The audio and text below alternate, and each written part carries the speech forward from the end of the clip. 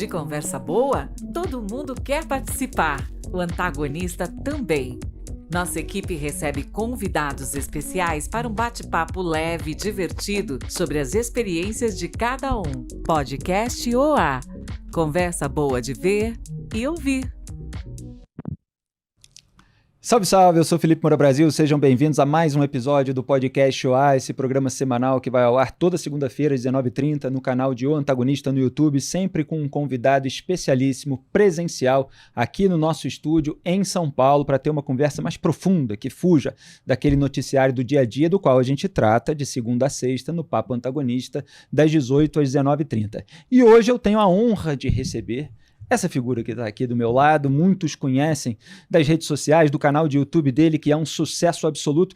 Lito Souza, mecânico de aviões, palestrante, youtuber, especialista em aviação, em segurança aérea e muito mais, né? Será que eu estou esquecendo alguma qualificação? Piloto também. Piloto também. E hoje eu aprendi que o seu nome é Joselito Geraldo de Souza. E daí, do Joselito que vem o Lito. Do Joselito que vem o Lito.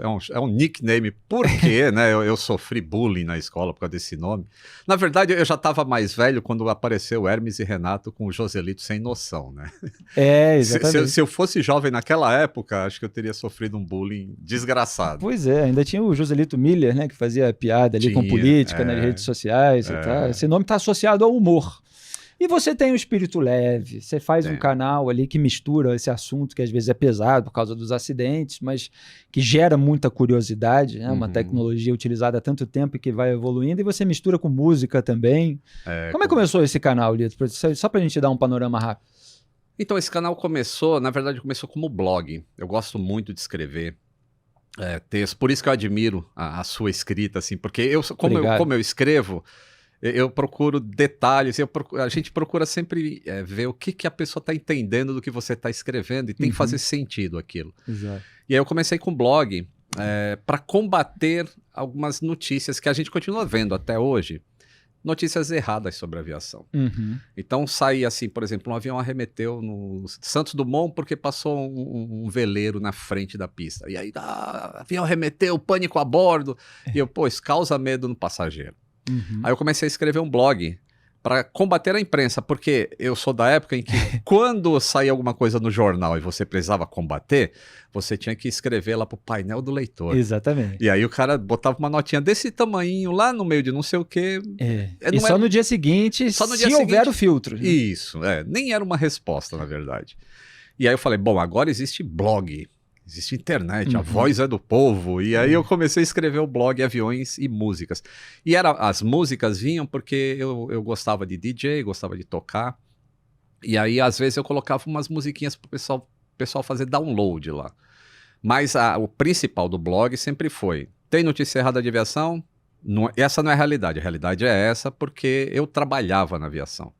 Eu entrei na Varig em 1986 e trabalhei 9 anos na Varig. Depois trabalhei 1 ano na Transbrasil e depois trabalhei 25 anos na United Airlines. Tudo no setor de manutenção. Então eu conheço muito de aviação comercial e como funciona esse meio. Legal. E aí o blog começou a ter uma tração por causa disso, né? Começaram as pessoas a indicar, sai a notícia, mas isso aqui tá falando diferente. E aí o blog começou a crescer, e aí quando veio o YouTube, audiovisual, aí eu falei, vou tentar. E no início era só assim, um material de apoio para o blog, sabe? Eu queria falar, o motor funciona assim, descrevia. E aí eu pegava um vídeo lá e mostrava como que era na vida real, ainda filmando com aqueles Nokia N95 antigões. Legal. E funcionou. E eu vi que as pessoas começaram a comentar mais no YouTube do que no blog. Eu falei, realmente as pessoas hoje em dia não leem muito, elas querem mais ficar, né, com a informação mastigada. E aí eu comecei a investir no canal. Ele se profissionalizou mesmo em 2015, ele é aberto em 2010, mas em 2015 chega a Mila na minha vida e fala assim, você tem um conteúdo que ninguém mais tem. Vamos solidificar isso aqui e transformar num negócio sólido. E a gente, em 2015, profissionalizamos e aí chegamos rapidamente em 100 mil inscritos, e aí depois 1 milhão, e 3 milhões e 200 mil inscritos que hoje em dia. Beleza, parabéns, parabéns. E a gente tem até um começo semelhante, porque eu comecei a escrever na internet antes de falar de política. Mas quando eu comecei a falar de política, eu comecei a falar muita coisa que a imprensa não falava. Então também tinha um pouco isso de fornecer ali um outro argumento, algo que faltava, e combatendo ali alguma desinformação, algumas narrativas de interesse político que surgiam, etc. Mas com base nos fatos, né? Porque hoje também tem muita gente na internet sem qualificação, como você tem para falar de um monte de coisa que está lá simplesmente bombardeando propaganda. Não sei o quanto isso afeta a sua área, mas na nossa, a gente precisa hoje refutar certas narrativas que vão ao ar na imprensa e refutar também certas narrativas das redes sociais, né? Sim. Agora o Lito, eu comecei perguntando do seu canal porque eu conheci você veio me cumprimentar num evento do YouTube, anos atrás, foi na minha outra passagem, se eu não me engano, pelo Antagonista, porque eu já fui talvez por outro veículo, mas eu acho que foi quando eu estava aqui, e eu fui lá naquele evento que de vez em quando a plataforma organiza para portais de notícias, etc. E você estava lá como um palestrante, como um case de sucesso do YouTube, para ajudar ali a fornecer um guia de melhores práticas para jornalistas também, etc. E todo mundo se interessou, porque não é exatamente notícia e análise, é um tema específico que desperta o interesse. E você veio falar, pô, Felipe, eu acompanho o seu trabalho e tal, não sei, aí você falou de aviação, eu falei, pô, eu me interesso muito, porque eu tenho um certo temor de voar, com o qual eu aprendi a lidar. Mas eu acho que eu tenho um temor das coisas que eu não entendo. Então, assim, eu preciso buscar entender. Só que sempre me faltou um pouco de tempo, né? Com essa vida tão agitada do jornalismo, de entender mais de aviação. Aí a vantagem de ter um podcast é isso. A gente chama o Lito aqui para dar aula, entende? E a gente sai entendendo mais.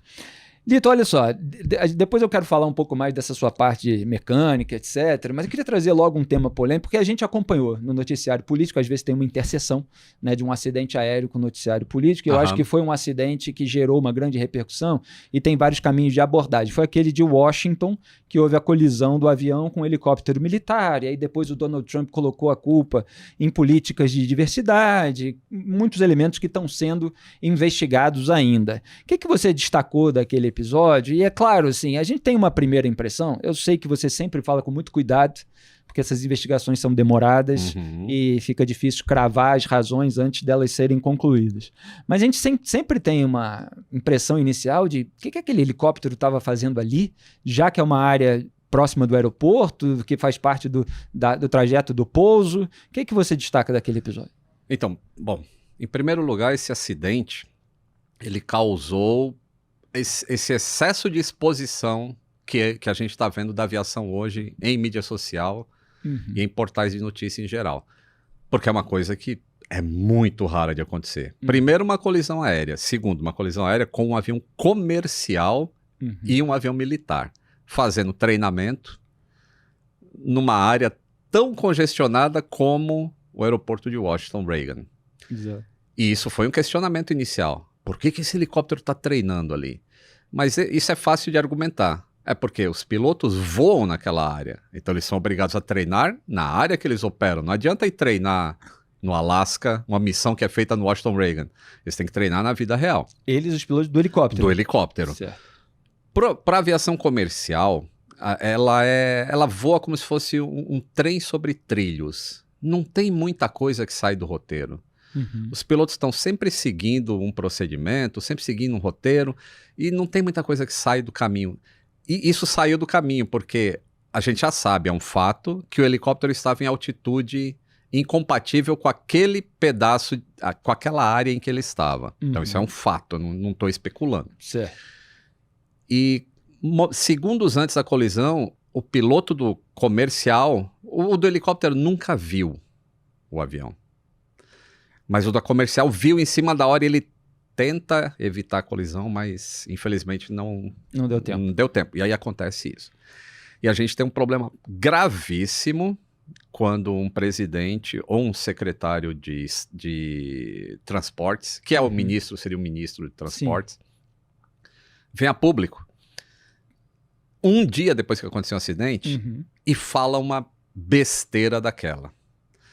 Porque primeiro, com isso você está desacreditando um trabalho de segurança aérea que é feito por décadas. Não é coincidência a gente ter metade da população do planeta sendo transportada por meio aéreo comercial e ter uma taxa de fatalidades tão baixa. Isso não é coincidência, não é sorte. Isso é um trabalho muito bem fundamentado em ocorreram erros no passado, aprendemos com ele, não procuramos culpado. Quando a gente procura culpado, a gente está escondendo a verdade, porque ninguém se entrega, e a gente tem um sistema totalmente falho que vai causar mais acidentes. Uhum. Quando você vem e põe a culpa em um negócio que você nem sabe se aquilo influenciou ou não, é um desserviço gigantesco para a aviação e para a segurança da aviação. Então, eu tenho sentimentos muito misturados com esse acidente, porque tem umas coisas que eu não gosto no sistema de tráfego aéreo americano, e eu escrevi isso no LinkedIn, eu fiz um texto no LinkedIn, que os Estados Unidos, eles possuem uma maneira singular de controlar o tráfego aéreo. Porque eles têm o maior tráfego aéreo do mundo. Nenhum outro país tem a quantidade de aviões voando ao mesmo tempo que os Estados Unidos. Certo. Então, a regra que a ICAO, que é a Organização de Aviação Civil Internacional, cria para o mundo inteiro, é baseada em algumas coisas dos Estados Unidos, mas outras não. Que a ICAO já definiu que, pô, isso aqui é meio arriscado de se fazer, então não pode fazer usando as regras da ICAO. E eu já vou chegar nesse ponto específico desse acidente. Quando você voa nos Estados Unidos, é possível fazer determinadas coisas que a ICAO não permite. Um deles é separação visual noturna entre aviões. O que é uma separação visual? É aquela que a responsabilidade de se manter afastado de outro avião fica a cargo do piloto e não do controlador de tráfego aéreo e do radar. Isso é assim nos Estados Unidos? Isso é assim nos Estados Unidos. De uma maneira geral, fica mais na mão do piloto do que do controlador? Porque que acontece? Como eles têm muito tráfego, na hora que o controlador libera um cara, que ele pergunta pro cara, e o cara vai falar, eu mantenho separação visual. Aí o controlador, ok, esqueci desse, vou para esse aqui que tem que decolar agora. Então, fica mais ágil o processo. Certo. No entanto... A responsabilidade do piloto de definir isso é muito grande. É muito grande. E aí o que aconteceu nesse acidente é que, provavelmente, o piloto, ele diz que está vendo o tráfego, mas ele provavelmente está vendo outro tráfego, porque ele está usando óculos de visão noturna para o treinamento, em que aquilo é como se fosse uma bitola de cavalo. Então ele não enxerga direito dos lados, e esse avião vinha bem do lado, muito próximo. Tanto é que... O helicóptero. O helicóptero, Não, o avião vinha próximo do helicóptero pela esquerda. Então, sim, mas está dizendo que, teoricamente, pelo menos com aquilo que você analisa, com os elementos que estão disponíveis até esse momento, o piloto teria respondido, está tudo ok, não teria visto o helicóptero. Aí só viu mais em cima, essa é uma hipótese? A torre fala pro helicóptero. Tem um tráfego vindo que vai fazer a aproximação visual para a pista 31. Ah, sim. Aí o helicóptero responde, requeiro separação visual. Quando o helicóptero faz isso, duas coisas acontecem. Primeiro, o controlador se libera da tarefa de manter a separação entre os voos. E segundo, o cara sabe que ele vai continuar a fazer a travessia. Se ele não fala isso, aí o controlador vai falar para ele, aguarde aí na sua posição, que vai pousar um avião. E aí o cara tem que ficar ali parado esperando o avião pousar para depois ele atravessar. Então, Quem requereu foi o piloto do helicóptero. Isso. Ele requereu a definição visual, tipo, deixa comigo, é isso? Isso, é isso. Porque é um caminho para ele poder passar por ali. E isso é normal, eles fazem isso todo dia. Acontece que esse dia alguma coisa falhou. E ele não, o tráfego que ele disse que estava vendo, ele não estava vendo. Ele podia estar vendo um que vinha atrás, ele estava vendo outra coisa que não era esse avião que já estava muito próximo. Aí a tecnologia entrou para ajudar. Porque quando os aviões se aproximam, na tela do radar, aparece um conflito. Esses aviões estão em rota de colisão. E acontece um alarme. E aí a torre de controle volta a atenção para o helicóptero e fala, você vai manter a separação, você está com o tráfego que está aqui agora, nesse momento, e Tá vendo? Parece que o piloto não recebeu um pedaço da informação, e ele repete, não, eu requeria a aproximação, a separação visual. Então, quando eu escrevi no LinkedIn, eu falei, caramba, os Estados Unidos, eles precisam a tecnologia precisa ajudar de alguma maneira. Uhum. Não pode mais ser assim com o volume de tráfego que se tem hoje. Então, se fosse na ICAO, a ICAO não permite separação visual noturna. Não existe ICAO isso. é o quê, perdão? ICAO é o órgão internacional de aviação civil. Certo. É o órgão que controla a aviação no mundo. É ela quem emite procedimentos, por exemplo... As diretrizes para outros países sem ser os Estados Para Unidos? todos os países, inclusive os Estados Unidos, mas os Estados Unidos usa mais a FAA do que a ICAO. São parecidos, Certo. mas tem esses detalhes diferentes. E já aconteceu de um avião fazer um voo da Europa para os Estados Unidos, chegar à noite, e o controle de tráfego aéreo fala para uma Lufthansa, faça a separação visual aí para a pista de São Francisco, que é aquela que é paralela, e aí o piloto fala, não estou autorizado a fazer separação visual noturna. Ele está voando pela regra da ICAO. Uhum. E aí o controle de tráfego aéreo fica puto, manda o cara sair da aproximação e ficar fazendo espera por mais de 1 hora, aí o cara já voou da Europa para os Estados Unidos, tá com combustível já chegando perto da reserva, e aí o cara fala, vou ter que alternar Oakland. Aí o controlador fala, problema seu, você tem que alternar Oakland, é a sua decisão. Então Sabe, não deixa o cara pousar em São Francisco só porque ele se negou a fazer uma aproximação visual. então já tem um ponto de atrito, um ponto tem de um ponto de ruído atrito. que você já apontava criticamente antes. Sim. E aí parece que houve... Quando você descreve isso, que aí eles entraram em rota de colisão e aí um alarme toca porque deve ter algum equipamento tecnológico, é isso? Não? Pior que não. Assim, Mas você falou como, assim, a partir do momento que eles chegam próximos... existe do radar. Existe o radar. O radar do controlador de tráfego aéreo, ele emite o alerta. Nos aviões, existe também um alerta de colisão, por isso que os aviões não colidem no ar. Certo. No entanto, abaixo de determinada altitude, como os aviões estão muito próximos voando no outro, esse alerta é diminuído. Senão causaria uma grande confusão para o próprio piloto. Falou, vou bater, não vou bater, tá todo mundo junto aqui. Aí é aquele conjunto de vários elementos. Exato. Então, ao invés dele dar um aviso assim para o cara, suba ou desça, como eles estão muito baixos, não pode vir um aviso de desça. Você está muito perto do chão. Então o sistema não, aqui a gente só vai informar tráfego, que é um alerta um pouco menos agressivo. E tocou o alerta de tráfego nos 2 aviões. Mas... Infelizmente não... Então... Colidir e para quem não sabe, 67 pessoas morreram, né? Eram 64 no avião, entre passageiros e tripulação, a equipe, e 3 no helicóptero militar. Isso. Quando você falou do radar que apita, que enfim, tem algum tipo de alerta, eu me lembrei daquele filme, e você comentou, eu acho, na época, Autocontrole, que é o filme dos controladores de voo. Talvez retrate ali de uma maneira esquemática, cinematográfica, para o drama da situação, mas eu me lembro justamente de quando entram em rota de colisão, tem um alarme, tem uma preocupação ali entre os controladores de voo, e é um filme que ficou muito conhecido na época, como um passatempo, né? Não é um filme super cabeça, porque tem um elenco extraordinário, tem o John Cusack, o Billy Bob Thornton, a Angelina Jolie, lá que me parece que eles se conheceram, depois se casaram, separaram, ela casou, teve lá o namoro com Brad Pitt, etc. E a Cate Blanchett. Então, assim, um elenco muito bom de um filme de ação. E mostra o estresse. E mostra o estresse dos controladores de voo. Quando eu assisti aquele filme, eu falei assim, caramba, é assim? E no filme, várias vezes, tem uma proximidade entre aeronaves. Aí eles estão lá controlando, eles separam e tal, mas tem um momento do estresse, que está indo em direção e tira um fino, como a gente diz no Rio de Janeiro. O que mudou daquela tecnologia para agora? Evoluiu? É mais ou menos assim? Quer dizer, porque o que você está descrevendo, na verdade, me faz pensar que é o oposto daquilo que o filme mostrava. Porque ali a responsabilidade estava muito com os controladores de voo. Eles tinham até, sei lá, o cara passou um fino, acendeu o alerta, mesmo não batendo, é como se ele tivesse tomado um cartão amarelo.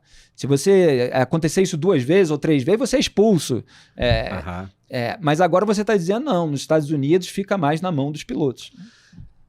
Não é que fica mais na mão dos pilotos. Quando você está com um aeroporto muito carregado de tráfego, eles costumam liberar. Sempre perguntando, e o piloto tem que aceitar isso. Certo. Você mantém separação visual? Isso é bom para os 2, sempre. Porque o cara, ele mantém a separação visual, ele tá vendo o outro tráfego e ele vai prosseguir na aproximação.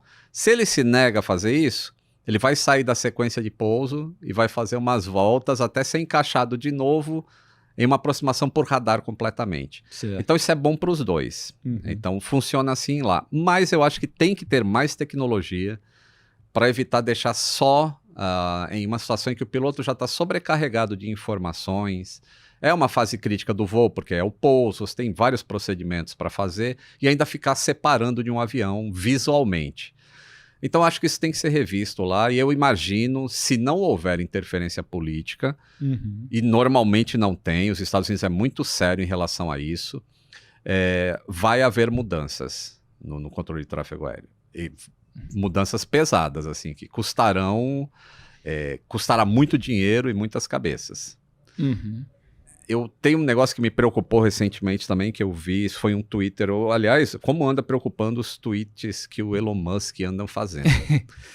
E um deles foi: o sistema de comunicação das torres de controle estão quebrando rapidamente.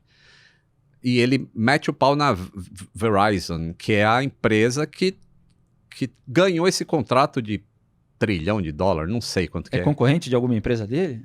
A Verizon é tipo uma Claro, né? Como é que chama isso? Operadora. É uma operadora que provê a infraestrutura de comunicação entre as torres de controle e outras coisas. E aí vem o cara que está num departamento lá e lança um tweet desse falando que as coisas estão quebrando rapidamente e isso está botando a segurança da aviação em risco. Com toda a influência que ele tem e com a leviandade que ele costuma ter também. Pois é. E aí, não é assim que as coisas são tratadas na aviação. E isso me preocupa muito, assim, sabe? Essa interferência. Porque até o mês passado funcionava a comunicação entre as torres. Aí, a partir de agora, está quebrando rapidamente. Sabe esses tipos de argumentos rasos que não fazem sentido? Principalmente para quem trabalha na aviação. E que geram preocupação, desnecessariamente. Exato. Então, esse acidente acho que vai trazer mudanças. Eles são muito transparentes, o pessoal do NTSB, que investiga. Eles são como o CENIPA é também. Só que lá eles fazem updates mais constantes. Então, na hora que eles descobriram os dados que o avião tinha, vai para uma conferência de imprensa e fala: lemos o gravador de dados e isso aqui é a altitude que o avião estava. Não sabemos o helicóptero ainda. Acharam a caixa preta do helicóptero, no dia seguinte faz a conferência de imprensa. Aqui está, ele estava em altitude e tal. Eles não especulam ainda o que aconteceu. Fala, precisamos refinar os dados. Então não só tem o presidente que especulou. Só o presidente que especulou. Mas eles vão fornecendo esses pedaços de informação e você começa a entender um pouco da dinâmica do acidente. Agora, o Trump, no discurso, ele responsabilizou ali, pelo menos por especulação, as políticas de diversidade, de cotas para cargos importantes, e ele repetiu isso dias atrás no seu discurso no Congresso Nacional, que deveriam ser ocupados pelo mérito. A minha pergunta, antes de entrar nesse aspecto mais político, que é mais do nosso trabalho rotineiro sobre as políticas de diversidade, queria saber, na sua opinião em geral, é claro que falar do mundo todo pode ser genérico demais, mas talvez dos Estados Unidos, do Brasil, essas pessoas encarregadas de tarefas importantes, muito sensíveis para o transporte aéreo de milhares ou milhões de passageiros, você entende que elas estão tendo um treinamento adequado, uma qualificação adequada, que a triagem feita para selecionar essas pessoas está sendo positiva? O que você vê de problema aí? Porque, assim, eu de fato, como alguém de fora, eu entendo que certas posições, seja na aviação, seja em outras áreas, elas têm de ser ocupadas por pessoas muito qualificadas. Isso. Porque a responsabilidade, esse é um argumento fortíssimo. A responsabilidade é muito grande. Eu me lembro quando teve um acidente aqui no Brasil, você certamente vai lembrar melhor do que... Não sei se foi aqui no Brasil, foi fora, mas teve uma repercussão política aqui, eu escrevi na época a respeito, outro dia eu lembrei. Acho que foi o da Lufthansa, né, que tinha um piloto que tinha depressão e ele jogou o avião contra a montanha. Germanwings. E aí teve gente publicando artigo aqui para dizer que não podia ter preconceito com as pessoas com depressão. Eu falei, olha, as pessoas com depressão, ou pelo menos em algum estágio da depressão, elas podem fazer diversas atividades, mas pilotar o avião, aí você tem que estar com a mente saudável, do ponto de vista daquilo que se espera de um piloto, para que não haja um episódio como esse. Então, assim, tem certos elementos que realmente são necessários. Você não pode botar uma pessoa lá para dar uma bonificação para ela, ou passar a mão na cabeça de alguém que tenha um problema que interfere na qualidade do seu trabalho e na entrega. Como é que você vê essa qualificação? Tem sido boa? O que você vê de obstáculo? Vamos por partes. Claro, então, a pergunta é muito abrangente. É uma abrangente complexa. Mas é para você trazer o que você costuma falar sobre isso. Então, começando com Germanwings, né, para falar a respeito desse negócio do preconceito. Você vê que tanto não teve preconceito em relação ao cara ter depressão, que as pessoas precisam entender o seguinte: um piloto, ele não é uma máquina, ele é um ser humano. Claro. E seres humanos estão sujeitos a você estar de bom humor num dia, no outro dia você está de mau humor, e as coisas acontecem na nossa vida. Só que a aviação tem diversas redes de segurança para evitar que um fator externo humano cause um acidente. Certo. E o que descobriram no Germanwings? Que o sistema em si não estava ruim, mas tinha uma coisa que era falha. Quando um médico detectava que um piloto estava com depressão, ele não podia falar para a empresa aérea, por ética médica, que fulano de tal não pode voar. Ele podia falar para o fulano de tal. Então, dava a carta para o fulano de tal e falava: você não está em condições de voar, leva essa carta para sua empresa. Aquele cara recebeu uma carta dessa. Ele nunca entregou. E acontece acidente. Então, aí aconteceu a aviação. Então, a gente precisa modificar essa maneira. A ética médica não existe numa relação piloto operação aérea. Certo. Então, agora os médicos, quando detectam um caso desse, não mostra mais só para o piloto. Vai direto para a empresa aérea. O fulano de tal tem que ser afastado porque ele está num período que ele não pode voar. Então, isso melhorou muito essa questão da saúde mental. Sim. E depois disso, também a cada 6 meses, quando os pilotos vão para o simulador de voo, eles passam por avaliação psicológica também, para saber. Porque justamente, Claro. sabe, o ser humano é o que é. O cara se divorciou, ele tá estressado, ele tá tendo umas atitudes... Enfim, qualquer coisa da vida pessoal dele pode interferir. Se ele não está sendo avaliado constantemente, pode ser um risco. E ele pode também se declarar não fit to fly. Esse é o nome, fit to fly. Eu não estou em condições de voar. E a empresa não pode punir uma pessoa dessa. Porque quando ela fala eu não estou em condições de voar, ela está falando em nome da segurança. Claro. Então ela é acolhida, não vai voar, vão colocar ou vai cancelar o voo se não tiver piloto, aí os passageiros vão quebrar o balcão da companhia aérea, mas é em nome da segurança. Em relação ao DEI, esse assunto é complexo e causa algumas... Sim. Né, o DEI são as políticas de diversidade na sigla em inglês. Isso. Políticas de diversidade. Então, eu trabalhei na United Airlines, né, 25 anos. E os últimos 5 anos que eu trabalhei lá, essa foi uma política muito reforçada. Assim, não é chamado de cota, mas que, olha, nós temos poucos afro-americanos trabalhando, temos poucas mulheres pilotando, e a gente precisa dar condições. E a United até criou uma escola, uma academia de voo, em que ela pretendia que 50% dos pilotos formados fossem mulheres. Isso não quer dizer que as que vão se formar sejam menos competentes. Não tem como passar no exame se você não fizer o exame e não passar pelo mesmo teste que é feito com um piloto do sexo masculino. Quer dizer, o importante é manter os critérios. Mantém-se os Você critérios. dá a possibilidade de treinar, etc., mas para aprovação não vai haver um rebaixamento dos critérios. Não existe um rebaixamento de critério. Isso é muito sério. E essa parte que a gente vê muito, né, que é um argumento fortíssimo. Eu prefiro que tenha um piloto competente do que um piloto mulher, como se não existissem mulheres altamente competentes. Claro, porque o filtro não é por raça, por gênero, é pela qualidade. É pela qualidade. Qualquer pessoa que tiver aquela qualidade da preparação, que tirar a nota tal, ela consegue. Exato. Então, antes de um piloto chegar num cockpit de um avião comercial, ele tem que ralar muito. Então, ele já rala na hora do aeroclube, quando ele tem que tirar o piloto privado. E aí, no caso da mulher, é até mais complicado, porque ela sofre uma pressão extra. Ela sabe que erros que um homem cometeria, Pelo fato dela ser mulher, se ela cometê-los é porque ela é mulher. Então, a tensão é muito maior para ela, mas ela segue, vai passar por um check ride, ou seja, vai vir um inspetor do FAA, vai voar com ela no dia para ela tirar a licença, igual um Detran faz. Tirou a licença por competência. Não é porque ela é mulher. Que o que o inspetor do FAA tem que preencher é o mesmo relatório para um homem ou para mulher, para um gay, para um branco, não interessa. É o mesmo relatório. Então, esse argumento de que as pessoas estão facilitando por causa de gênero e raça é falso, porque as provas são as mesmas. No entanto, existe mais... Eu li a respeito disso, não sei a veracidade ou não, mas eu li que teve gente qualificada prestando concurso que não passou porque... A quantidade de pessoas que seriam abrangidas pelo DEI, que é o DEI, eu não sei se tem uma sigla em português para isso. A gente tem chamado de políticas de diversidade, eu acho que não se traduziu sigla. Então, pelas políticas de diversidade, tinham que ser preenchidas. Aí isso a gente já tem uma falha no sistema.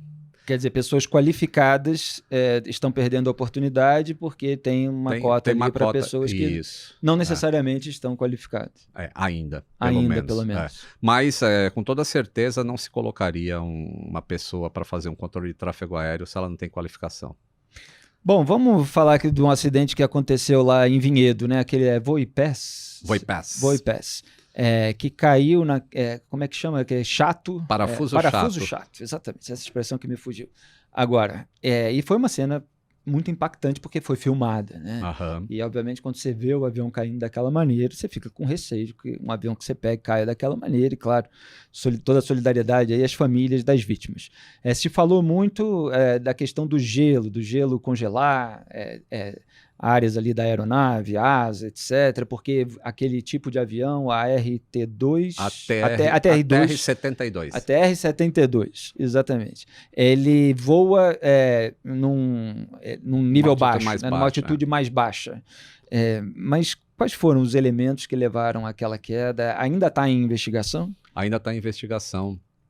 Eu acredito que não deve demorar muito para ser essa investigação, mas ela tem perguntas seríssimas a serem respondidas. Pelo preliminar que o CENIPA passou, o que acontece? Esse avião decola de Cascavel. Isso. Cascavel, lembrei. Então, ele decola de Cascavel. Aquele avião, ele tinha, isso vai aparecer no relatório, que ele tinha um problema em uma das PECs de ar-condicionado. O que é uma PEC de ar-condicionado? Que, aliás, já tinha um outro voo que as pessoas estavam reclamando da falta de ar-condicionado, exatamente, do calor. Isso nem é um problema do avião até, viu? É porque um avião desse, parado no solo, em Cascavel, um calor infernal, como a gente está vendo cada vez mais aumentando a temperatura. E Cascavel não tem um ar-condicionado externo que você acopla no avião para refrigerar o avião. E com uma PEC inoperante, né, um ar-condicionado inoperante, o avião tem 2. Aquilo, ele estava inoperante, não dá vazão e as pessoas vão passar calor mesmo. Sim. Principalmente na TR, que ela é pequeno e todo metálico, e aí vai acontecer isso. Mas ele tinha um problema. O avião pode voar com um ar-condicionado inope. Porque o ar-condicionado é o que pressuriza o avião. Só que, como ele está com um inoperante, ele tem que voar mais baixo do que o normal. Então, o normal dele seria 26 mil pés.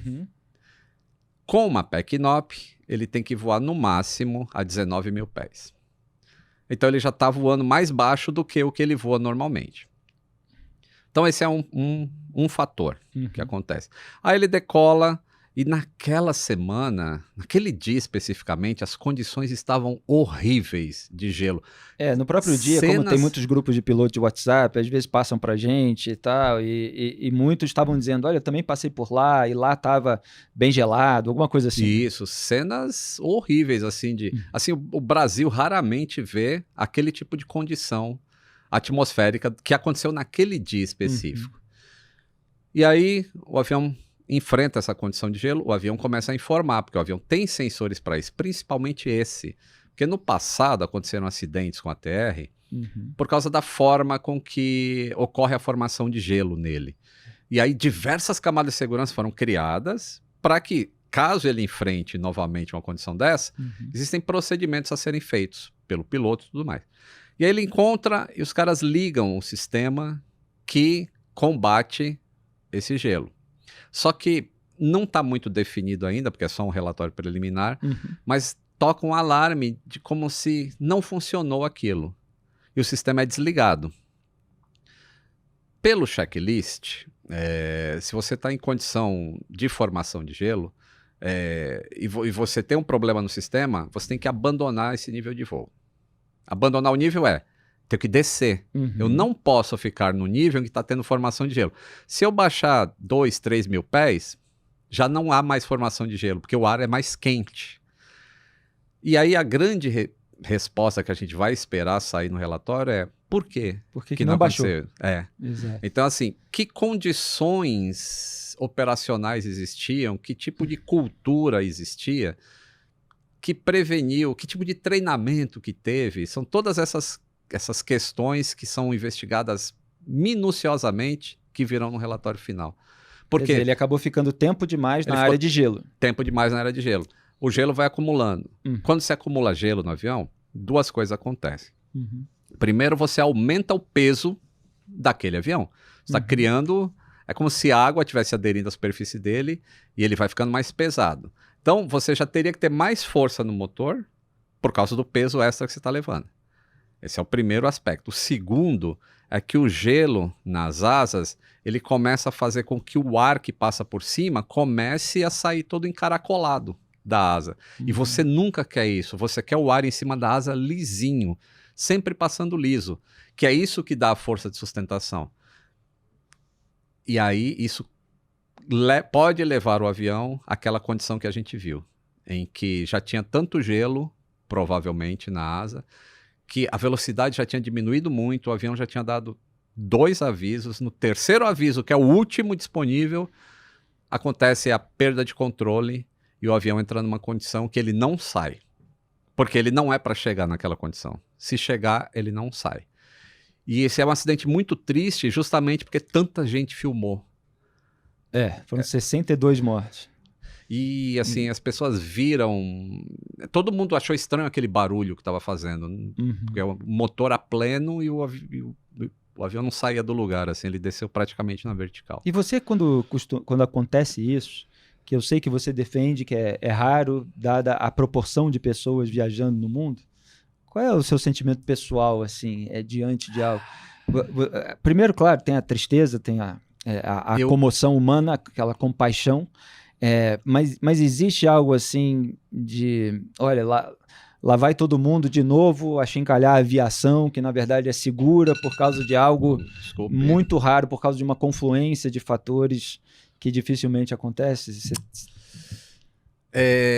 Nesse acidente específico, como fazia muito tempo que a gente não tinha um acidente no Brasil, e por conhecer as empresas aéreas, eu visito todas as empresas aéreas. Eu tinha visitado a Voipaz, acho que foi logo depois que ela fez esse contrato com a Latam.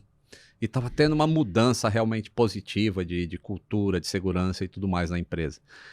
Então, o primeiro sentimento que veio, assim, é uma tristeza profunda que eu chorei. Na hora que eu vi o vídeo, eu chorei. E aí a minha equipe, né, já me viu naquele estado e falo, putz, olha como é que ele tá, assim, porque eu sinto na aviação, eu sinto, assim, os profissionais que estão ali. Sim. E eu começo a entender, eu começo a pensar assim, que fator humano pode ter levado isso a acontecer? Porque os procedimentos todos existem. Então, será que não foi seguido? Onde que está o furo? Será que tem algum furo invisível que a gente não viu? Ou será que, mais uma vez, o ser humano pulou, deixou aquele furo em aberto e aconteceu o acidente? Então, esse é o sentimento que vem. O que as pessoas vão falar... eu sei que muita gente vai vir assim, e eles falam isso abertamente, porque hoje é uma selva maluca na internet. Assim. Exatamente. Olha aí, você não disse que a aviação é segura? Olha aí, ó, quantos você matou. Ainda fala assim, quantos você matou. Mas eu ignoro. Como se você fosse o incentivador mundial de que as pessoas voassem, e as pessoas não voassem porque precisam, e porque, enfim, tem essa tecnologia hoje para isso. Mas eu sinto uma tristeza assim, muito grande quando acontece acidente. E esse ano... Você consegue conceber todo o drama, né, por você piloto, mecânico, fala sobre o tema, você sabe tudo que está envolvido ali, você imagina, caramba, vai começar toda aquela tristeza, aquela confusão, aquela busca de responsabilidade. E é uma empatia também, assim, porque quando eu vi o vídeo, eu chorei na hora que eu vi o vídeo, assim, porque eu imaginei o que os pilotos estavam fazendo para salvar aquilo, e sabendo que um avião daquele não sai de parafuso chato. Exato. Então foram 4 minutos, se eu não me engano, de queda. De agonia. De agonia, tentando fazer o que era possível. Fundo, se eles estão virados para baixo daquela maneira, eles sabem que eles vão cair. Eu não sei se chega a passar pela cabeça que vão cair. Eles estão tentando o que podem para tirar o avião daquela situação. Então me vem aqueles, sabe, assim, putz, me colocar nos sapatos desse cara agora e para tentar entender o que ele passou, e aí vem aquele, e aí eu desabei. Tanto é que eu fiz e foi o dia inteiro assim, porque à noite eu fiz uma live que eu precisava, como eu sempre combati que a imprensa não chegue a conclusões muito rápidas, e agora que eu tenho uma voz tão presente na aviação, que eu sou uma referência, por que eu vou ficar calado quando acontece acidente, cara? Eu falo de avião o ano inteiro, no dia que acontece o acidente eu vou ficar calado? Não, então eu fui, nem que seja só para falar. Os fatos eram esses. A temperatura era essa, o ponto onde ele caiu é esse movimento que ele faz é parafuso chato, um ATR não sai de parafuso, isso é tudo fato. Mas quando eu chamei a live, eu ainda estava mal. Na hora, eu tenho uma maquete do ATR lá, e aí, sabe, eu olho assim, aí, daquele engasgo eu chorei numa live, cara, porque é um negócio muito pesado. Acidente, porque a gente trabalha para o acidente não acontecer nunca. Exatamente. Não, eu vejo que você tem a vocação, você tem de fato o envolvimento, e eu acho que isso que você está descrevendo demonstra isso. Já que você falou da selva da internet, aproveitar que um seguidor e amigo meu, Diogo, sabendo que eu ia entrevistar você, mandou uma pergunta, e eu acho que essa pergunta é de um dos episódios que mais geraram teorias conspiratórias, que é do MH370 da Malaysia Airlines, né, que desapareceu em 2014. Você tem uma hipótese para isso? Isso é um caso que até hoje não está devidamente explicado? Eu tenho uma hipótese, sim. Acho que foi a única vez que eu me permiti fazer uma hipótese, porque eu acredito que esse avião não deva ser encontrado. Assim, por mais tecnologia que a gente tenha, e eu estou baseando a nossa tecnologia do que aconteceu em 2009, quando o Air France caiu aqui na costa do Brasil. Quando o avião estava caindo, o avião manda a posição que ele está, latitude e longitude, e ele cai no mar. E se demora 2 anos para se achar um avião que se sabia exatamente o ponto onde ele caiu. Aí você pega um Malaysia, que cálculos matemáticos por sinais de satélite indicam que ele poderia estar num espaço de X quilômetros no meio do Oceano Índico. Cara, a probabilidade de achar é muito rara. E aí eu me permiti fazer hipótese, baseado em tudo que eu li. Então, primeiro eu descarto todas as hipóteses que falam que o avião teve um problema mecânico. Todas. Era um Boeing 777. Era um Boeing 777. Que eu conheço com a palma da minha mão. Eu trabalhei 25 anos com o Boeing 777. É o avião que eu mais estudei, é o avião que eu mais conheço. Então, determinadas teorias que... Tem um cara, o Jeff Wise, que é um maluco, ele fala assim, não, isso aí foi um cara que adentrou o porão com o notebook, conseguiu acessar o sistema do avião e desviou esse avião para a Rússia. Eu falo, nossa, o cara viaja numa maionese assim que... E aí eu tenho que explicar, não, realmente existe acesso para o porão. Se a empresa não seguir um procedimento pós-setembro 11, que requer que aquele porão não tenha acesso da cabine para ele, só do lado de fora para dentro, e não de dentro para o porão. Mas tudo bem. Ainda que ele conseguisse ter acesso, nenhum avião consegue ser controlado remotamente. Não tem como você conectar o seu notebook num cabo e controlar o avião. Não existe isso. Então, todas as teorias que falam de intervenção externa e problema mecânico estão descartadas. E por que eu digo isso? Porque o avião voou por 6 horas. sem problema. Porque se a gente tem posições de satélite calculadas, é porque o motor do avião estava mandando informação para o satélite. Não mandando informação, ele tenta uma conexão para dizer como é que ele está. Porque as empresas aéreas possuem um sistema de software que é uma telemetria. Você sabe em tempo real como é que está um avião voando agora, indo para Washington. Você puxa na sua tela lá, você sabe a temperatura do motor, a rotação, a pressão de óleo, você sabe tudo hoje em dia. E depois, mesmo que desapareça, entre aspas, você tem o rastro. Como o celular, por exemplo, em investigação policial, você vai ver onde é que estava o sujeito. O celular dele estava aqui, porque a torre captou aqui.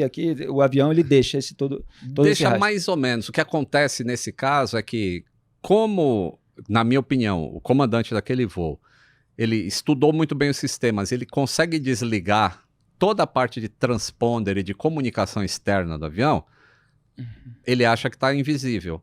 Acontece que os motores do avião, eles têm um computador próprio que independem do que está ligado ou desligado na cabine. Isso manda o sistema de telemetria para a empresa. Só que o que acontece? A Malaysia Airlines não tinha assinado esse sistema. Isso é uma assinatura, tipo, assina esse software aqui para você ser mais eficiente. Eles não tinham isso. Mas o avião tem que perguntar, posso mandar os dados? Aí o satélite responde, não, você não tem assinatura. E essa comunicação entre posso mandar e não é o que indica assim, aqui ele deu um ping. Aí mais 15 minutos depois, outro ping. E aí você consegue saber mais ou menos para onde o avião foi. E o avião fez curvas totalmente em voo controlado o tempo todo. Então, a minha hipótese é, o cara matou o copiloto. O piloto. O comandante, O comandante matou o copiloto. Não falou nada para a tripulação. Segue o jogo, serve a refeição, estamos indo para a China. Não precisa trazer nada para a gente aqui que a gente está bem, a gente não precisa comer. E ele prosseguiu o voo, normalmente 6 horas depois, que era o tempo de voo até onde ele ia, na China, ele já está chegando lá no meio do Oceano Índico. E ele tenta fazer um pouso na água. Motivos? Eu não sei o que leva uma pessoa a se suicidar. Eu não sei o que leva uma pessoa a se suicidar levando outras pessoas. Isso talvez a psicologia consiga explicar. Eu não consigo. Mas eu sei que aquele avião não tinha nenhum problema e ele foi levado de maneira controlada até um local no Oceano Índico. E existem evidências no computador do comandante de um flight simulator em que ele simula uma rota até o Oceano Índico. Então, é uma evidência assim muito forte. E como que ele matou o copiloto? Existe... Vamos falar isso. Não, fica à vontade, se você achar que é especulação demais. Existe dentro da cabine dos aviões uma machadinha. Para que serve essa machadinha? Não sei se você lembra de um acidente que aconteceu com um 707 da Transbrasil em Guarulhos, que ele veio de Manaus e aí se aceleraram, fizeram erros operacionais, o avião caiu no meio da cidade lá de Guarulhos. O avião, os 3 pilotos sobreviveram. Para se abrir a cabine de dentro para fora em caso mas ele não conseguia abrir a janela para escapar. Então tem uma machadinha a bordo que é para você conseguir quebrar uma lâmina dessa grossura que são aqueles para-brisas do avião para você sair. Que é o último dos últimos casos. Então, essa machadinha existe em todos os aviões. Então eu imagino que isso pode ter sido usado como uma arma para você eliminar alguém que você não quer que te encha o saco. E essa machadinha, no caso do Boeing 777, fica atrás da cadeira do comandante. Então eu imagino que ele matou, porque senão, como é que você consegue manter assim? Ou então você isola o cara para fora da porta. De qualquer jeito, se você faz isso, você vai ter um grande problema das pessoas tentando entrar de qualquer jeito no teu cockpit e acabou sua paz. Se você elimina ele e diz para teus passageiros, está tudo bem, pode jantar sossegado, as pessoas vão dormir depois da janta, porque é um voo longo. Aí você tem paz, ninguém vai te encher o saco. E você cumpre o seu plano. Talvez só lá, quando estava chegando, que as pessoas só viram mar dos dois lados e, tinha que estar em cima da China e tô vendo só mar, o que está acontecendo. E nesse caso não detectaram uma depressão, nada disso que pudesse... Desse piloto, essa parte... Servir de lição para filtrar, de repente, era um psicopata ou era um terrorista? Então, nesse ponto não tem, evidências policiais dizem que Ele era uma pessoa normal. Existia uma das linhas de investigação, dizia que ele tinha um problema político, mas isso não avançou muito. Mas que, teoricamente, ele estava bem com a família e tudo mais. Aí ficou um certo mistério aí, que dá margem a muitas Esse é o maior mistério da aviação. O maior de todos. Lito, vamos falar um pouquinho de medo de voar? Que isso me interessa bastante, porque você dá um curso que eu paguei e não fiz ainda. Não consegui ter, diante de tanta loucura que acontece no Brasil, para eu tratar com jornalismo. E é claro que eu tenho maior interesse em entender mais da aviação. Você acha que entendendo mais as pessoas ficam com menos medo? Porque assim, eu tenho até amigos que são amadores, né, pilotos e tal, e eles sempre falam, olha, quando subir vai ter aquele primeiro barulho que é o do freio, depois da aceleração inicial, não fica preocupado, depois tem isso, depois tem aquilo, dá aquele repertório básico de ruídos, né, para você não se preocupar muito. Em que consiste exatamente esses cursos? E eu tenho uma pergunta sobre isso, porque muitas vezes falam, a pessoa que tem medo é uma pessoa controladora e tal. É assim com todo mundo? Você acha que esse é um elemento? Todo mundo que tem medo é uma pessoa controladora? Porque às vezes eu acho que também tem uma coisa chamada imaginação. Até no filme O Silêncio dos Inocentes, o personagem do Anthony Hopkins, né, super premiado, o canibal Hannibal Lecter, tem um momento que ele fala assim, o preço da imaginação é o medo. Então, pessoas que têm a mente que não para e tal, você está sempre imaginando o que pode acontecer no próximo segundo, com 1000 possibilidades, você já viu muitos filmes, etc. Às vezes, se você não controlar isso, você acaba ficando com medo. Sim, sim. Definitivamente, a falta de conhecimento leva ao medo. Isso é fato. Assim, eu conheço, né, todo mundo, praticamente todo mundo do meu curso, porque a gente tem um grupo de suporte, que você, como não entrou, você não participou desse grupo de suporte. Não consegui. Mas todo mundo que entra lá, já entra falando assim, o meu medo você não vai tirar. O meu não, porque eu já entro no avião sabendo que eu vou morrer. E sempre foi assim. E aí o tempo vai passando, a informação vai vindo, e aí a conversa com outras pessoas que entraram falando a mesma coisa e mudam, começa a ajudar assim, não, eu entrei aqui também achava que não ia, mas eu já consegui voar sozinho.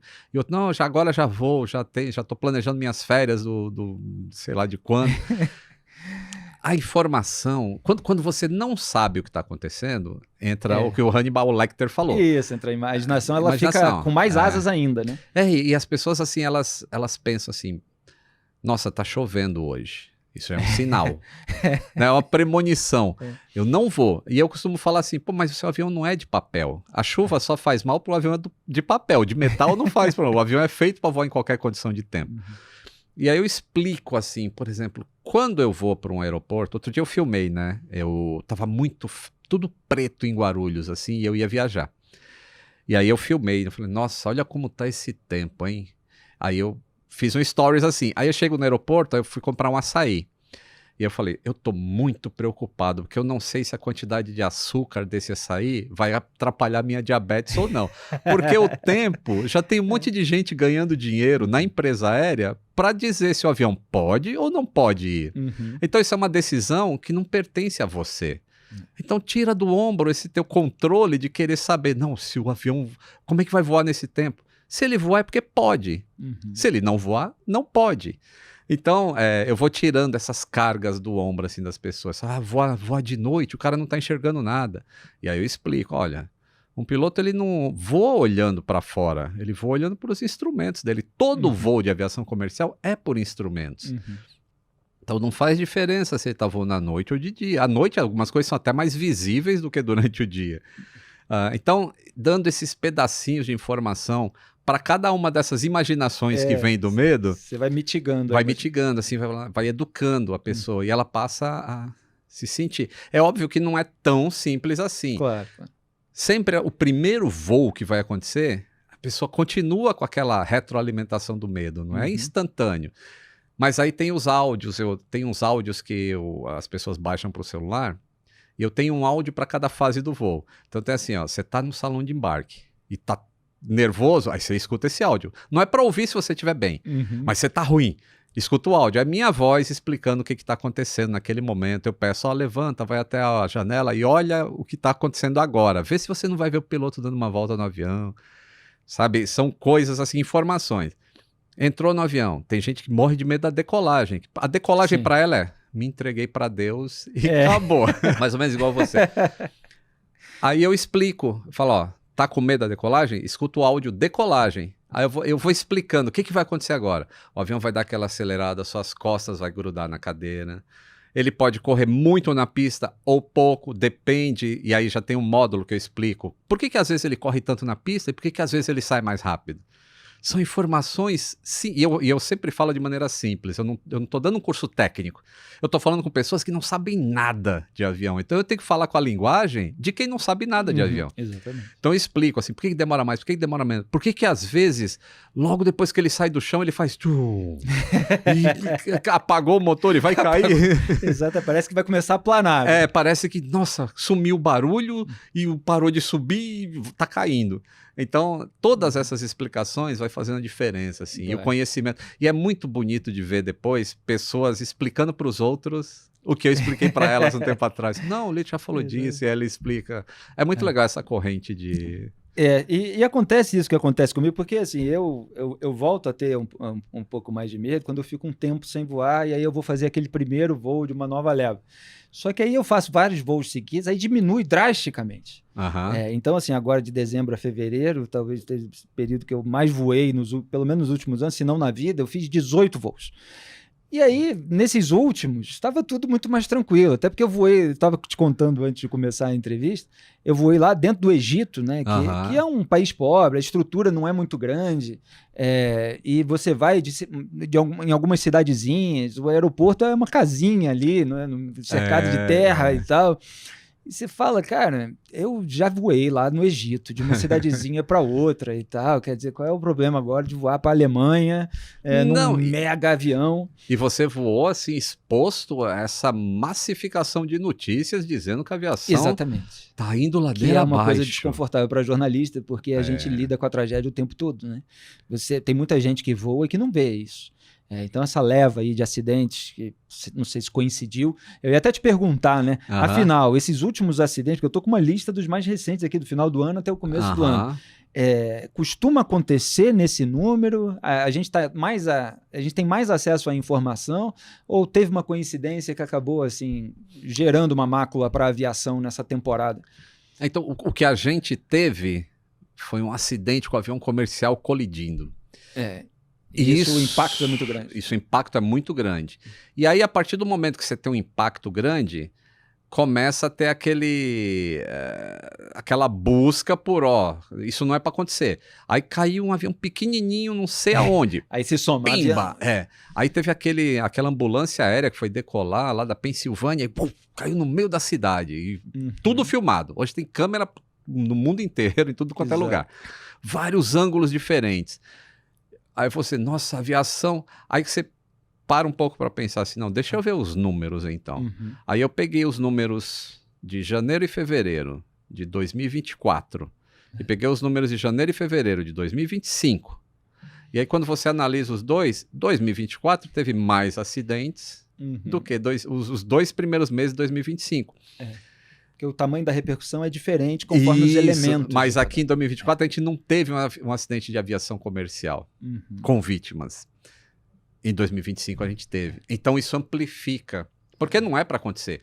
E isso é um ponto a favor da segurança. Todo mundo é tão garantido que não vai acontecer que quando acontece a comoção é muito grande.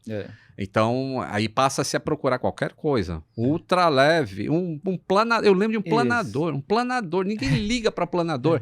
Aí caiu um planador, quebrou o canopy e o cara saiu ileso de lá, mas aquilo virou notícia. Caiu um planador no interior de São Paulo. Mas eu não sou tão neurótico, tanto que eu filtro as informações, aí até vale uma pergunta sobre outro tipo de aeronave. Eu filtro o que é avião comercial grande. Então, assim, bimotor, monomotor, eu vejo toda hora ter acidente. Toda hora, sim. Claro que eu estou cometendo uma hipérbole aqui, talvez injusta. Sim. Mas como eu sou jornalista, estou ligado no noticiário nacional, internacional, volta e meia cai um helicóptero e tal. Eu falo, esses não são as aeronaves que eu pego. Então vamos fazer o filtro aqui. De fato, avião comercial cair ou colidir é uma coisa mais rara. E, em geral, quando se tem um problema, Eu fico de olho, assim, as pessoas saem bem. Então, outro dia teve com o FedEx, né? Um avião que pegou fogo ali Isso, numa um parte pássaro, da área, um pássaro. Eu Colisão com engoli um pássaro. Isso. Mas ele conseguiu pousar. Sim. Aí eu falo, olha só Isso, como a isso. aviação é segura. Mesmo quando dá um problema, o pessoal se salva. Aham. Então, isso é fato. Assim, você está seguindo pelo lado... Otimista. Não otimista, mas o lado mais de filtrar mesmo a informação sim. correta. Porque se eu não vou em avião pequeno, por que eu vou ligar para um acidente de avião pequeno? Não é que não é, eu ligo para todos, Claro, porque eu quero acidente zero em toda a indústria da aviação. Certo. Mas eu explico isso para quem tem medo de voar. Assim, olha, perceba que você tem que filtrar todo esse volume de informações que você vê no Instagram. Exato. Não é relativo à aviação comercial. Mas tem um fato interessante, sabia, Felipe? Que a gente costuma falar assim, aviação pequena, cai muito, não sei o que lá. Mas esses dias o cara mostrou um dado interessante. Sabe quantos % de aviação comercial corresponde da aviação total no Brasil? De todos os aviões que tem no Brasil, quantos % são de aviões comerciais? Quantos? É uma taxa baixa? 4%. 4%? Caramba. Então você vê o volume de avião pequeno que tem. É muito maior. Então, o número de acidentes é muito baixo ainda para esse volume tão grande de aviões, certo. Entendeu? Então, a gente não gosta de ver acidentes, mas os números se mantêm ali equilibrados ano para ano. E um detalhe interessante é que cada vez mais a gente tem vítimas sobrevivendo a acidente aéreo. Coisa que no passado, caiu o avião, já era. Hoje a gente teve um acidente lá no Canadá, que o avião virou de cabeça para baixo, nenhuma perda de vida ali no acidente. 80, 60 e... Quantas pessoas tinham lá? 78 pessoas, acho, naquele avião. Nenhuma perda de vida. Aquilo no passado, com outra tecnologia de fuselagem, outra coisa, a gente teria cinto de segurança, cadeira se soltando, seria um negócio feio. Hoje em dia, a gente está mais seguro, também nesse aspecto de sobrevivência, quando tudo dá errado. E fora assim, a tecnologia mais avançada, não sei, motores, asas, etc., sempre os pilotos amadores falam, olha, para tudo no avião, e ele se refere em geral ao avião comercial que a gente pega, até para tranquilizar quem tem medo, eles falam, tudo tem reserva. Então, deu um problema aqui, tem a segunda possibilidade, eventualmente tem uma terceira e tal. Nesses aviões menores, tem menos possibilidades? É uma redução grosseira para explicar o fenômeno? Porque isso a gente chama de redundância. Quanto mais pessoas a bordo tem voando, maior tem que ser a redundância. Então o próprio regulamento da ICAO trata disso. Avião que leva até 9 passageiros é uma coisa. Avião que leva até 19 é outra coisa. Avião que leva acima de 19 é outro regulamento. Então as coisas vão se alterando conforme o número de pessoas. Um avião que leva 350 pessoas... ele tem muita coisa ali dentro para preservar a vida. Então, não é uma falha de um sistema que vai fazer com que ele tenha que pousar. Precisa realmente escalar muita coisa. No caso de um impacto com pássaro, aí você perdeu um motor do avião.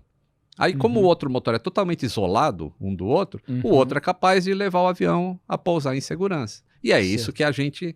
É óbvio que isso causa um impacto, né? Uma imagem, o avião, o motor está pegando fogo. Isso causa um impacto, sim, mas o resultado final o avião pousou em segurança. Pousou em segurança e as pessoas permaneceram vivas e sobreviveram. Para a gente caminhar para o final, tem que trazer a velha máxima. Turbulência não derruba avião. É verdade? Ou é verdade. Há exceções? Não, é verdade. Houve exceções no passado.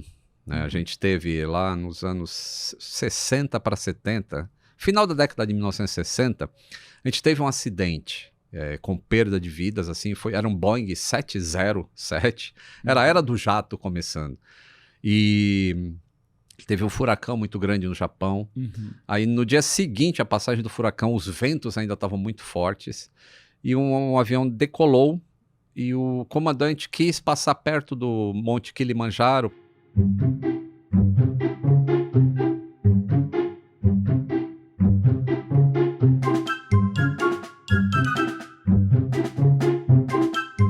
O pessoal tirar foto, porque após a passagem do furacão estava aquele céu de brigadeiro, sabe? Tudo azul, sem nuvens, mas o vento era muito forte. Então o vento batia no Kilimanjaro e descia com grande impacto. E o avião passou bem onde tinha essa corrente descendente de vento e foi tão forte que arrancou a cauda do avião. o avião veio ao chão e na investigação se descobriu o que tinha acontecido, aliás, por uma dessas coincidências incríveis. Tinha um cara filmando com uma câmera Super 8 o Kilimanjaro. E esse filme sobreviveu ao impacto do chão. Olha. Aí quando foram passar, ver esse vídeo, pulava um frame da câmera. E eles só conseguiam reproduzir aquilo se a câmera fosse exposta a uma força da gravidade de tantos G. E aí eles conseguiram reproduzir o mesmo pulo do frame, aí eles conseguiram calcular com que força que o vento bateu naquele avião para arrancar a cauda. Todo acidente leva a um aprendizado. Certo. Então, independente das questões operacionais, a cauda do avião foi arrancada. Isso não é permitido. Não pode acontecer isso. Não pode acontecer. E aí se Adoro essa analisou... frase. Não pode acontecer. Não pode acontecer. Então, a partir de agora, o que precisamos fazer para nunca mais acontecer? Exato. E aí, as maneiras de se fixar um estabilizador vertical no avião precisa ser muito mais forte do que é hoje. E aí o grupo de engenharia da Boeing criou umas novas maneiras de fixar o estabilizador vertical, e a gente nunca mais teve um caso desse de turbulência atmosférica derrubando o avião. Já aconteceu casos de turbulência de esteira. Essa não é uma turbulência atmosférica, mas geralmente acontece quando um avião grande passa e um pequeno vem atrás, mais próximo à direção da asa. Porque quando o avião passa, é igual um navio passando, não gera aquela marola. Só que o avião gera marola rotativa e para baixo, é descendente. Então, se o avião pega essa marola, ele pode perder o controle e vir a se acidentar. E aconteceu alguns acidentes. Geralmente assim, um avião menor. Geralmente um avião menor. Os aviões grandes, o próprio controle de tráfego aéreo mantém a separação. Não sei se você já reparou, às vezes, você vai decolar. E aí você fica parado ali na pista.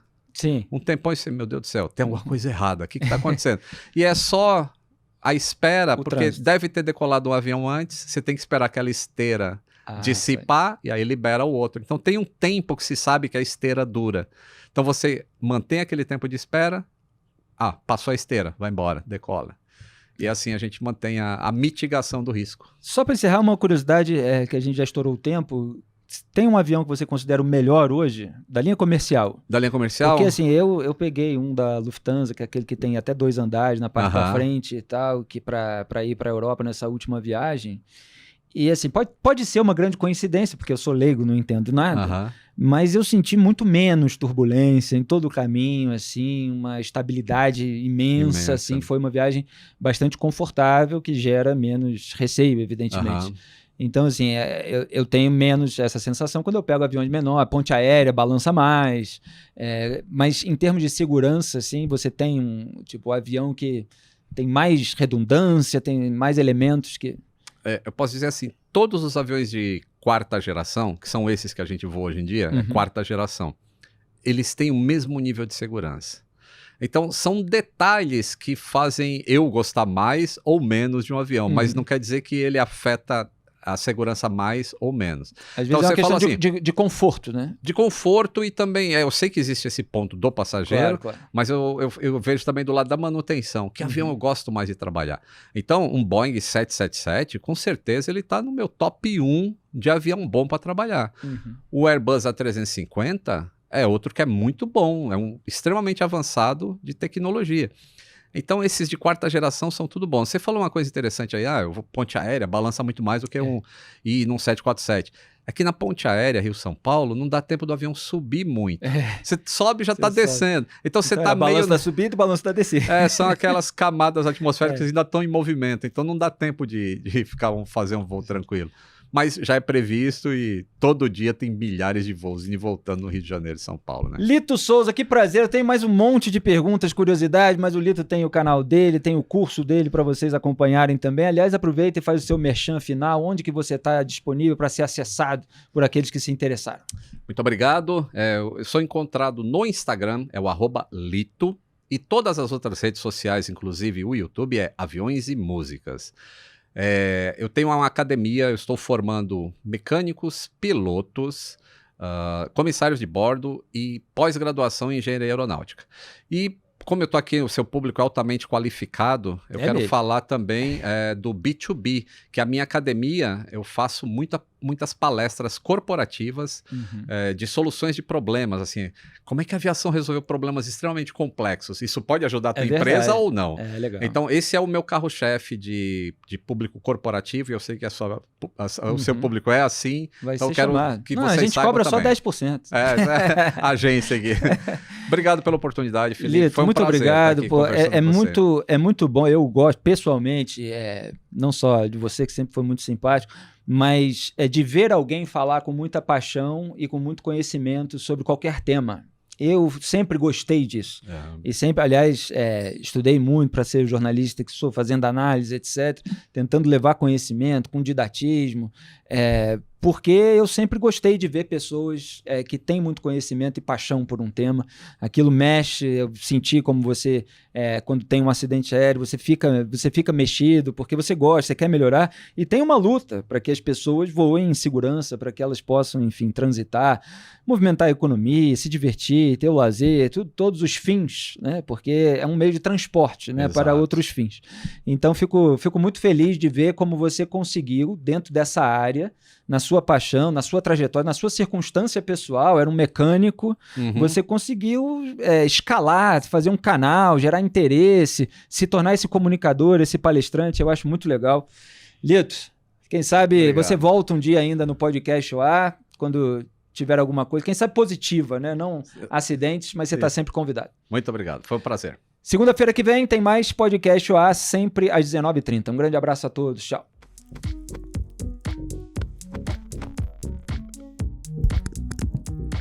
Podcast OA. Conversa boa de ver e ouvir.